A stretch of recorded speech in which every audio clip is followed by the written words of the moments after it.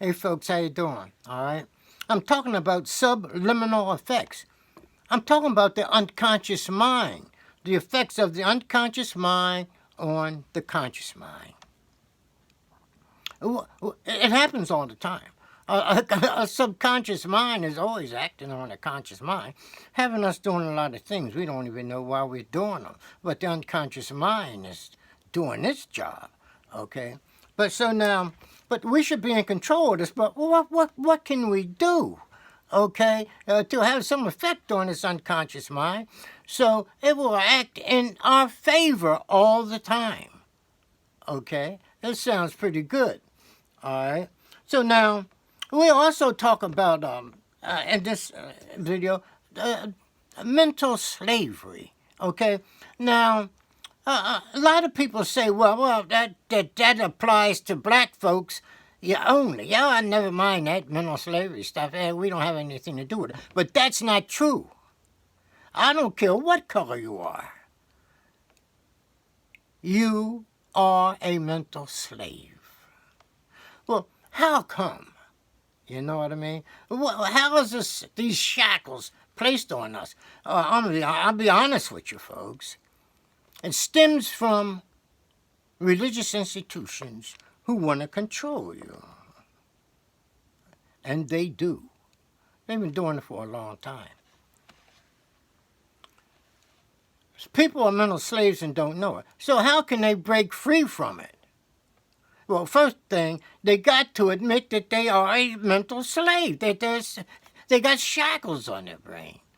You know, we say something about the alcoholic. Well, he's not going to help himself until he admits that he is an alcoholic to himself. The same thing with the mental slave. He's got to admit that he is a mental slave. Okay? That's the starting point. Okay? But now, what has to be done here is that we must set the stage that for what we want to enter the unconscious mind. But what stops us from doing these things? What stops us from entering our unconscious mind with information that we have got together to send it to the unconscious mind so that it will take hold to it and affect our conscious mind? What is stopping us? You see, something is blocking the way. And that something is our emotions. That something is our personality. That something is our thinking. That something is our determinations and so forth and so on. So then what we must do is sort of get these out of the way while we get involved in our operation. Okay? Yeah, we got to stop thinking. So we do certain exercises. You call them yoga exercises, breathing exercises. You know, when a person says that, we see a person's angry, and we tell them, well, hold your breath and count to 10. This is what we're talking about, okay? So when that person holds his breath, during this period of time, he stops thinking. During this period of time, his emotions, so that's why they tell him to do it if he's angry. Calm the emotions, holding the breath. So there's certain type of breathing exercises that people can use, okay? So when we do this, okay, or before we do this in our so-called exercise, okay, we say earnestly what we want to happen within our unconscious mind. Okay. So we go into this state of no thing through our breathing exercise, holding the breath, etc. We go into this state of unconsciousness, you can call it, state of no things. Because we don't think, our passions are calm, you know what I mean? We enter into this breathing and holding the breath, etc. There are many different exercises for this. When we do this, okay, we are in a state of what they call no things. No thinking, no determination, no nothing. That's the opening of the way to our unconscious mind. Now, what we have previously said about what we want our unconscious to become aware of, okay, and to send to our conscious mind, okay, the way is open for this to happen. But then there is in the Kemite or ancient Egyptian scripture, there is a god called Heru. And he's also associated with the will, you see. And it is our will that will contact our unconscious mind. Because now the way is open. During our exercise, we open the will. But we have previously, before this exercise, determined what we want. And it is the will of the person that will go to the unconscious mind, inform it so that the unconscious mind can act on the conscious mind. Sounds simple, silly, but it's true.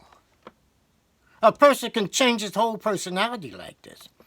When he goes back to that unconscious state or whatever, the state of no things, he's like a child.